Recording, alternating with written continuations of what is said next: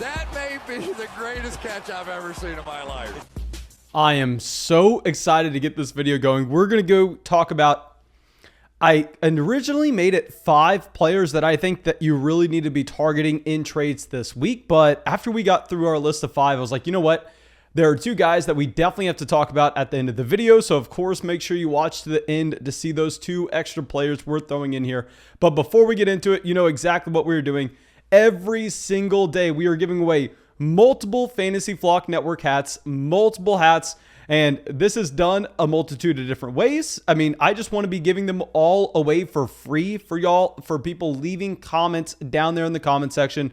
So every time that you leave a comment on a Fantasy Flock Network video, then you are entered in to win a Fantasy Flock Network hat. And also, everybody that has ever signed up for Underdog Fantasy with promo code FLOCK, or anybody that ever signs up for Underdog Fantasy in the future with promo code FLOCK, you are also entered in daily to win that hat, even if you only sign up once. And when you make that $10 deposit on Underdog Fantasy with promo code FLOCK, you can come get in some drafts with me on the live streams that we are doing every single night.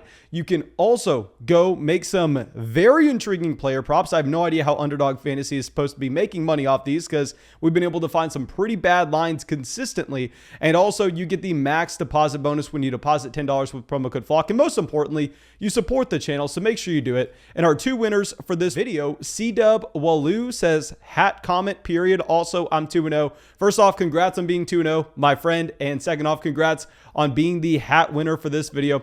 And our winner for the person who signed up for Underdog Fantasy, this is the random generated email that we got for people using promo code FLOCK, is Adam Lech. Now, we're not going to show the rest of the email because I want to make sure that y'all aren't spamming them, but make sure y'all go and send me an email if you win a Flock hat and just say, hey, Mason, this is yada, yada, yada. Here's my address so I can get you that hat ASAP. And yeah, let's go through and let's talk about our first trade target in Saquon Barkley. Now, here was Saquon Barkley. He was on our buy low video last week, but let's remember what I said with Saquon Barkley on that buy low video last week. I said, do not buy him now. However, he's going up against Washington this week. Don't be trading for Barkley now. We're just putting him on here so we all are under the same understanding that week 2 for Saquon Barkley, it's going to be a bad performance. We know that with week 1, week 2, Saquon Barkley, that's going to be something that you really don't want to be getting too excited about putting in your starting lineup. I think we honestly kind of had to, just based on the upside that Saquon Barkley represents. But here, I think that we really want to be looking at this as a situation and going, okay, well, we knew that Barkley was going to disappoint at the beginning part of the season. This is why he was going at the end of the first, the beginning of the second, because I will let you know right now, if Saquon Barkley was 100% healthy coming into the year, Saquon Barkley would have been a consensus top 5 pick. Nobody would have been questioning that in the slightest. But the reason that Barkley was falling in drafts is because a lot of people, which was pretty good analysis, I should have listened to them a little bit more, were coming out and saying that Saquon Barkley was going to be on a snap count. Saquon Barkley was going to be limited to start the season, and it would take him a couple games to get ramped up to where he can take off the training wheels, he can go full speed, and that's exactly what we're seeing here. So the first week with Saquon Barkley against Denver, he actually had 10 carries and 3 targets out of the backfield. So we know Saquon Barkley, this is a running back that we have come to expect about 20 touches a game from. I mean, this is nothing close to his regular volume. Now we're getting a little closer to that in week 2, where he goes up against a very tough Washington defense.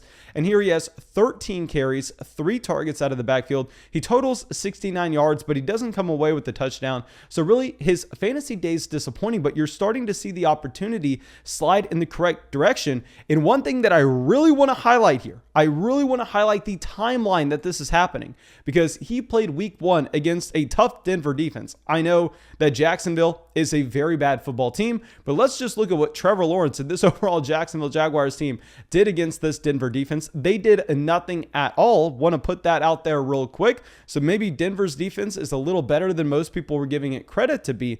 And then also, that was on Sunday. I mean, Saquon Barkley played week 2 on Thursday night against the Washington football team. So he had 4 days to rest. And with those 4 days, he still managed to increase his workload. And now he's going to get a 10-day break before playing the Atlanta Falcons. We know this is going to be a defense that we're wanting to target aggressively. I mean, you actually had Jalen Hurts in the Philadelphia Eagles stomping down this Atlanta Falcons defense in week 1. You just had Tom Brady put up the league high in points in week 2 against this Atlanta Falcons defense. And of course, I'm not trying to sit here and say that this New York Giants offense is going to be anything close to what you actually had with Tampa's defense, but I am saying that it makes a lot of sense. If they are going to take the training wheels off Saquon Barkley, they are going to give him that 20-touch workload that we've been waiting for with Barkley, that it's going to happen in a week where instead of having 4 days to rest between Sunday and Thursday, instead he actually gets 10 days to rest between Thursday and the following Sunday. And to go along with this, we know in a great matchup, this will be a spot that if he does get the adequate rest and he does have the volume we're wanting to see, I mean, he's going to come through with a significant amount of production, because I'd imagine the efficiency will be there. I'd imagine that the New York Giants will have multiple trips to the red zone where he should get some red zone opportunities. So everything is lining up. You should have written down in your calendar this past week that we were buying Saquon Barkley low going into week 3. That was always the plan. I think the plan still remains, especially since that game was on Thursday night that Saquon Barkley disappointed. And you know, I live stream every single night to answer all the questions for everybody subscribed to the channel. So I have a great feel on how the entire fantasy football community is just valuing a given player. And I mean, we had a lot of people after that Thursday night game coming out and panicking on Saquon Barkley. So I think you can get a very reasonable price right now. Definitely going to go through and try to send out some feelers. And now our next player, you're not quote unquote buying him low, given the fact that his value hasn't dipped much at all from the time of drafts. But I think his value honestly should be a little higher than it is right now. Let's go over with Austin Ekeler. So with Austin Ekeler, one thing that I have not heard many people talk about at all is the fact that this is a running back that started off the year in week 1 with that hamstring injury. He was not 100%. And yes, you do have a very concerning workload in what you saw with week 1 against a very good Washington football defense, where, I mean, you had 15 carries for Austin Ekeler, but zero receptions out of the backfield. We know that's how Austin Ekeler is going to get the majority of his usage. And now this led us to kind of sitting here and wondering, is this something due to Justin Herbert? I mean, we know that Phillip Rivers historically, whether it was Danny Woodhead, Austin Ekeler, Naheem Hines, it didn't matter. He was going to have a very high rate that he was checking the ball down to the running back out of the backfield. And we were sitting here going, is Justin Herbert not going to do that exact thing? But any concerns like that should be thrown out the window. Now you have Austin Ekeler coming out and essentially being the 3-down running back for Los Angeles. He has 9 carries and, more importantly, 9 receptions out of the backfield against the Dallas Cowboys. And let's go back and let's talk about why Austin Ekeler was so exciting this season and why I think that we need to be going and prioritizing him where we can. And that's the offensive line improvements. Now, how did this offensive line get improved? It got improved with a free agent acquisition from the center of the Green Bay Packers. I believe the name's Corey Lindsey, got paid, I believe, about $28 million guaranteed. Now, that's off the top of my head, so please fact check me on that. Probably wrong. But also, they draft Rashawn Slater in the top 15 picks of the NFL draft. And that's the number 1 addition that you're looking at here. This was a player that most people thought was going to go at pick 6, pick 7 in the NFL draft. Now he falls, and he really is what's going to change this offensive line for the Los Angeles Chargers. And he's a center tackle. I'm sorry, he's a rookie tackle. I have no idea why I can't speak right now. But anyway, this is a player that you're going to expect to improve as the season progresses. This is a unit that, I mean, very similar to the Kansas City Chiefs, is definitely much improved, but they're going to need some time to build in that chemistry. And the offensive line already looks better for the Los Angeles Chargers, but I'd imagine that they're going to continue to just get better and better every single week. So with Los Angeles right now, I mean, I think Austin Ekeler is just now kind of, I want to say, hitting his floor, hitting his stride. You're kind of viewing him as the equivalent of DeAndre Swift, and that he's a running back that's going to have that perfect usage in the receiving game, also playing behind a pretty damn good offensive line. The only difference between Ekeler and Swift, though, is the fact that Swift is playing with Jared Goff and Austin Ekeler is playing with Justin Herbert. I mean, you could have this overall Los Angeles Chargers offense turn into a top 5 offense when it's all said and done and this offensive line comes together. So yes, I know you're not buying that low, but Austin Ekeler looks like a very intriguing trade target right now. And now our next player is probably the best wide receiver that we are going to have on this list, at least the most talented. Let's go A.J. Brown here. And with A.J. Brown, This is the perfect example of what you look for in a buy low candidate, where we have two games that, very hard to really project either one of the week 1 game flow or the week 2 game flow continuing to happen for the Tennessee Titans offense. And that in week 1, we know this Tennessee Titans offense, they can't get anything going. They fall behind in the game. And we've discussed this before with Tennessee. This is not a team, despite what we saw in week 2, that's going to have a very effective offense when they're behind multiple touchdowns. And that we know they're built around running the ball and play action. They're built around that efficiency of the play action pass. And it's very hard to have that efficiency with the play action if you're down multiple touchdowns and the defense isn't going to respect a run. Now, I will say, after week 2, I think that Tennessee is not really going to have to worry about defenses not respecting the run against Derrick Henry any longer. But regardless, you had that week and then also another week that Derrick Henry came out and had 3 touchdowns. Derrick Henry had over 200 yards total. And just like what we were talking about with some Kansas City Chiefs options in the past week, like Mecole Hardman, where we were saying you definitely still wanted to have Mecole Hardman on your team and that Tyreek Hill's not going to have 200 receiving yards every week. Well, I hate to break it to anybody. Derrick Henry is not going to have that same level of production every week going forward. I think this is going to open up a lot more in the passing game for Tennessee. And we know that Julio Jones already broke out this past week. You love seeing that production for Julio. And what we really like to see for A.J. Brown here is the opportunity is there. He is still getting targeted at a very heavy rate. And we know historically, based on his first 2 years in his NFL career, that this is a player that has a ton of efficiency with those targets. Where you're looking at week 1, he actually had 8 targets, 4 receptions, 49 receiving yards, and a receiving touchdown as well. So week 1, he put up a reasonable performance, but 8 targets. That's the main thing that I want to be looking at. And in week 2, he comes out, gets 9 targets this week. 9 targets. He has 3 receptions and 43 receiving yards at the same time. So it wasn't that bad of a week from A.J. Brown, who got 7.5 fantasy points. But getting 9 targets a game from A.J. Brown, that's exactly what you're looking to see. We know that the number one thing you want to be chasing on a week-to-week standpoint is that target volume. If we can project that going forward, you know that that player that historically has had great efficiency marks on a yards per target basis as A.J. Brown is going to be an elite option to go. And I'm still willing to say that A.J. Brown, when he was going in the middle of the second in fantasy drafts, when he was going at the end of the second, that was still a pretty damn good pick. I don't think that you have to worry about A.J. Brown at all now. So if you're getting any kind of discount, I would go out there and make a move. I hate to say this because I know people are going to be screaming at me for it, but go trade Cooper Kupp for A.J. Brown. I think that would make a lot of sense. Now, our next player was someone that I hated in fantasy drafts. Just to be completely transparent, I liked Barkley in drafts, I liked Ekeler in drafts, and I also liked A.J. Brown in drafts. There's one player I didn't care for, but I think he's a great buy low candidate for now, and this is going to be Kenny Golladay. And with Kenny Golladay here, the reason that we didn't like him is because we knew that if you looked at the rate that Daniel Jones looked to throw the ball aggressively downfield, while yes, PFF graded him out to be the number 1 deep ball passer. No, that didn't really matter when you looked at the fact that he was very rarely taking those shots downfield. As well, you had Kenny Golladay in a situation where he was essentially only a deep threat option in Detroit. Now he comes over to New York. I don't think the fit is that great with Daniel Jones. Obviously, with Kenny Golladay, you have the injury history at the same time.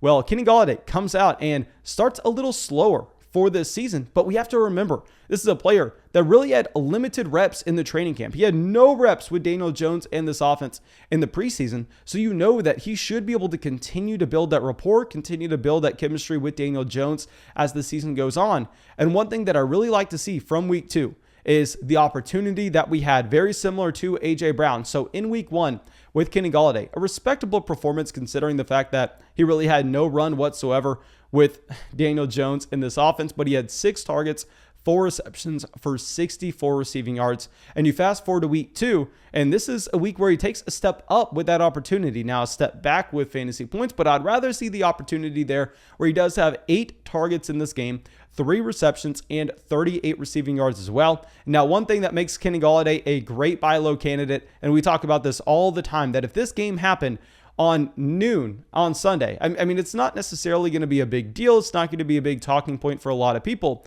But based on the fact that I live stream every single night, I've noticed some clear trends in what you've had with people just drastically overreacting to certain players' fantasy performances. And those are the games that are on Thursday night, Sunday night, and Monday night. If it's a prime time game where everybody's watching it, for whatever reason, the overall player value shift based on a single performance is going to be drastic. I mean, you're going to see Clyde Edwards-Helaire in his fantasy value go from just a solid level to literally worth nothing at this point. Very similar to what you have with Kenny Golladay, Antonio Gibson, any of those players that are playing on prime time. So I think Kenny Golladay, based on the opportunity, based on the fact that it's understandable that he has a slow start to 2021, is an intriguing buy low candidate, even if I didn't like him in drafts. Now, our fifth wide receiver, we actually did a very similar thing with Saquon Barkley. We knew this was a player that we wanted to buy after week 2. Brandon Aiyuk. So y'all know that I actually liked Aiyuk in drafts this year, and I also liked Trey Lance, and I also said that you can't be starting Brandon Aiyuk in week 2 based on the fact that Aiyuk is still clearly dealing with this hamstring injury. He comes out in week 1, has 0 targets, 0 receptions, 0 yards. In week 2, oh my gosh, he has literally an improvement to the point where it's infinitely times better than his week 1 performance, whereas week 1 performance, he had 0 receptions. This time he has more than 100 times that with 1 reception this week. He has more than 1,000 times the amount of receiving yards that he was able to accumulate in week 1 with 0 to now he bumps that up to 6 receiving yards. I mean, at this rate, if you look at how drastic the changes are from Brandon Aiyuk week to week, he may be the best wide receiver of all time in week 3 on this current trajectory. It's unbelievable with where he's going right now. Of course, that's just a joke, but here with Brandon Aiyuk, I mean, this is a player that I've heard in video premieres and video live streams, people coming out asking me if they can drop him, and I'm like, no, you can't drop him. I mean, he's very similar to Michael Thomas right now. He's just an injured player. Please just hold off. Please just wait a little bit. I mean, if you're playing in a league and you don't have Brandon Aiyuk, just go offer one of those guys on your bench for him. Just go, okay, well, if I'm never going to start Marquez Callaway anyway, what will happen if I throw Marquez Callaway in a trade offer to go get Brandon Aiyuk? I mean, something like that would be very appealing. Now, our next wide receiver is going to be Robert Woods. And here with Robert Woods, we actually had him on our buy low list after week 1 based on the fact that a lot of people were concerned about the fact that he did not go through and play a full slate of snaps. And I was sitting here saying, well, honestly, yeah, it's kind of concerning for any other wide receiver, but with Robert Woods, it really doesn't concern me that much just based on the fact that you're looking at Robert Woods and saying, well, we have a multiple year sample here. We have seen Robert Woods over the past 3 years. We know exactly what he is. He's going to be a high-end wide receiver 2, low-end wide receiver 1. He's attached to the best quarterback that he has ever seen in his entire NFL career at this point with Matthew Stafford. So we wanted to be buying him low. We figured that we could go with the larger sample throughout his career, that this was going to be an every down player. This was going to be someone that was a key member of this passing offense. And yeah, that actually came true in week 2. In week 2, he comes out, he has 9 targets, 5 receptions, 64 receiving yards. Now, of course, I mean, Cooper Kupp is the one that blows up. Cooper Kupp is the one that has the fantastic performance. And to be completely transparent, I had Robert Woods ranked ahead of Cooper Kupp before the season. Now, I think at this point, you definitely have to have Cooper Kupp ranked over Robert Woods. You'll see that adjustment in our rest of season rankings over there on Patreon. But for now, I think that we can still view Robert Woods as a key member of one of the best passing attacks in football. And I definitely want to be going out there, seeing if we can buy him low, because this is a week where the volume definitely trended in the right direction. The efficiency wasn't there. He didn't walk away with a touchdown, but very encouraged to see that we know exactly what we have with Robert Woods here. So I would like to go and possibly try to trade someone like Jamar Chase for him. I think that make a lot of sense. Now, let's go through and one more wide receiver. And I'm not going to tell you to trade for this wide receiver right now. So we're just going to have him on the honorable mentions. He's not going to be making our top 5. I just want to kind of treat it very similar to what we did with Saquon Barkley this past week, where we're mapping out a plan on when we are going to trade for him. And this will be Michael Thomas. So with Michael Thomas here, of course, he's still on the short-term IR. There's been really no news coming out about Michael Thomas as of late, but I do think this will be a player that the time to trade for him is after week 3. Going into week 4, there'll be a few more weeks that Michael Thomas is still going to be out. But what's great about it is with Michael Thomas, it will be right before we start to get those reports coming out. I'd imagine that we start hearing about the Michael Thomas situation in about weeks 5, week 6. That's when you're going to get the value tick up. But if we can buy him after week 3, and you don't necessarily have to deal with that competing news driving up the price of Michael Thomas. And I didn't tell you to draft him at all. So none of the people watching this video right now should even have Michael Thomas on their rosters because he was on our do not draft list. And it's because you're going to be able to trade for him at a significantly lower cost. And you didn't have to sit there with 3 weeks of zeros down there on your bench. Instead, you get to let someone else waste that roster spot, waste that draft pick. We can trade at a slightly lower cost after week 3 before the reports start coming out that Michael Thomas is coming back. And then, I mean, maybe you can just go through and sell a couple weeks later at a profit, even before we see him play. But yeah, after week 3, we're going to start to look to buy Michael Thomas. Just a heads up for our buy low video next week. And yeah, that's all I got for y'all. I really hope that you enjoyed this video. Thank you so much for coming out. Make sure you go down there, drop a like, leave a comment with any questions you may have. Every time you leave that comment, you get entered in to win a Fantasy Flock Network hat. Very proud of the quality of these hats, to be honest. And also, make sure you go use promo code FLOCK on Underdog Fantasy. Make that $10 deposit. Nothing supports this channel more. You get a max deposit bonus. You get to come out in some real in-money season drafts. Said that incorrectly, but it doesn't matter. Go use promo code FLOCK on Underdog Fantasy. Get in some drafts with me this season. And also, go make some player props. Get the max deposit bonus. Get entered daily to win hats. And yeah, that's all I got for y'all. And have a great day.